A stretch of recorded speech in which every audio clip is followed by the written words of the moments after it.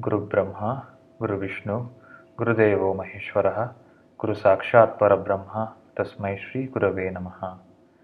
My salutations to the Sadguru, the enlightened Master who bestows upon us the highest wisdom of Atma Gnana, enlightenment, self-realization, which liberates us from all bondage and suffering. My pranams to all. Welcome to day 18.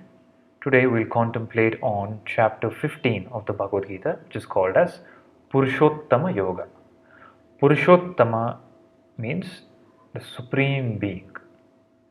Purushottama Yoga is the 15th chapter of Bhagavad Gita, where Sri Krishna Bhagavan continues to explain the Supreme Being, the Supreme Reality. He starts off by saying, giving an example of the people tree, Ashwatha tree. And this is he says the creation is like this unique, special tree which is inverted. It's an inverted tree where the roots are in the sky, in space, in the heaven, and the branches, the leaves, the fruits are at the bottom. This is an inverted tree. What kind of an inverted tree is this? And what does it mean? What is the meaning of this inverted tree? This tree, the Supreme Reality, the creation, the entire world, the roots of the world are up. Meaning, up refers to Uparati, higher, in the Supreme Being. The roots are in the Supreme Being, and the roots cannot be seen. The roots of everything in creation is Paramatma, Supreme Being. So if you trace back the roots for anything in creation, it leads back to Paramatma. The root of you, me, other, plant, mountain, creation, the sun, the moon, the star, everything roots back to the Purushottama, the Supreme Being. And the leaves are at the bottom, the fruits, and the tree is downwards. This signifies the material realm. There is the formless, which is the beyond, the consciousness. Then there is the energy, the matter, the material, which is told to be at the bottom. There is a higher, which is called para, and there is a lower, which is called upper. So whatever you see, whatever you experience is the matter, Shakti, the lower nature of Purushottama, of Bhagavan. And the higher nature, and the source is in the sky. Here it refers to it being in the Supreme Being. And Sri Krishna goes on to tell, whatever illumines in the world doesn't really illumine. So you have objects that illumine. There is the sun. Sun illumines the world. There is the moon. The moon has no light of its own. It reflects the light of the sun. Just the way the moon reflects the light of the sun reflects the light of Atman, Brahman. There is only one illuminator, that is Purushottama, the Supreme Being. And from that being's illumination, everything else gets illuminated. Whatever is illumined is because of the light of Paramatma. That is at the universal scale. Now let's look at it within us. We are able to see the world. We are able to experience the world through our five sense organs: sight, touch, smell, taste, and hearing. Now these sense organs, they interact with the world and they take sense inputs, and they give the input to the mind, which then interprets it in various ways, the brain and the mind. Now all the illumination we think happen from the outer light. The outer light is itself is illuminated by Paramatma.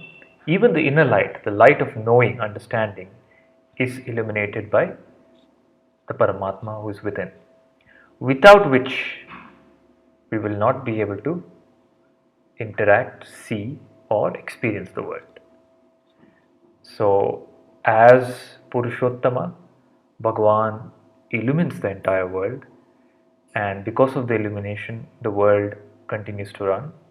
And as Atma in us, Sri Krishna says, the same Paramatma becomes Jivas. As Jivatma in us, he illumines our body, mind, and life. So, one who is giving us the experience, the ability to know, see, interact with the world, or understand is all the grace of the Paramatma within us. So, with this light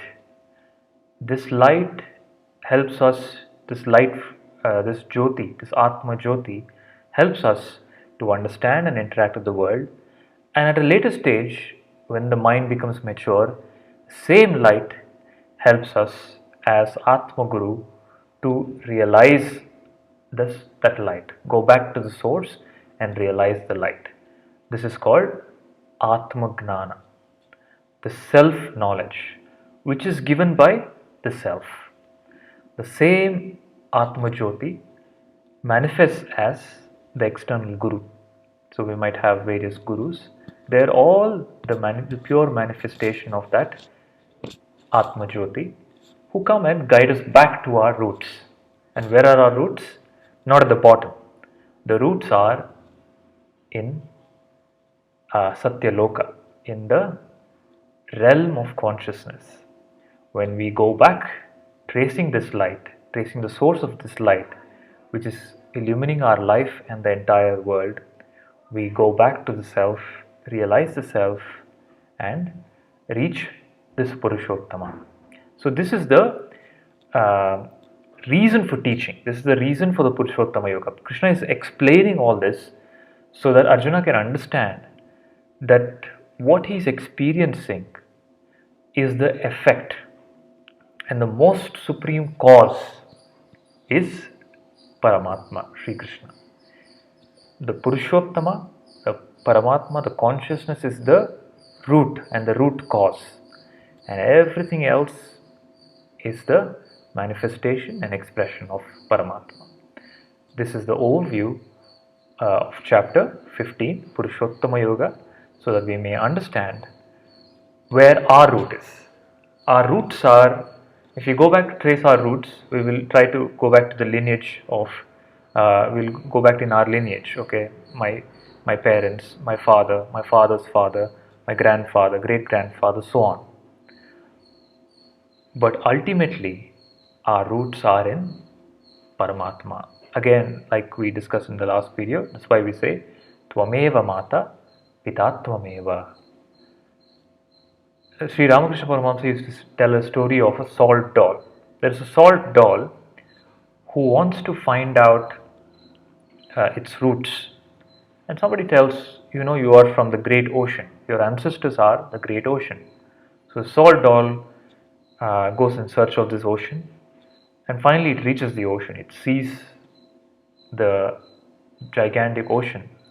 And it wants to meet and embrace the ancestor, and it goes inside the ocean and dissolves. When it dissolves in the ocean, there is no more salt doll, there's no more individuality left. It cannot come back. It is merged into the source. In the same way, when we go tracing our roots with the help of the Atma Jyoti, the teaching of the enlightened master, the teaching of the scripture, we go back to our root, which is Paramatma, Purushottama, and going back to the root means merging in the root like the salt doll. It's a journey of no return. It's a journey of realization. It's a journey of freedom, enlightenment, which is called as Jivan Mukti. No more can we come back to our old ways of perceiving ourselves as a body or the mind. Now, this doesn't mean the death of the body. This means that the death of the individual, death of the ego, the I, me, and the mind, that gets dissolved in Purushottama, Paramatma. This is Purushottama Yoga. Loka samasta sukhino bhavantu. Loka samasta sukhino bhavantu. Loka samasta sukhino bhavantu. Harihi Om. Shri Gurubhyo Namaha. Harihi Om.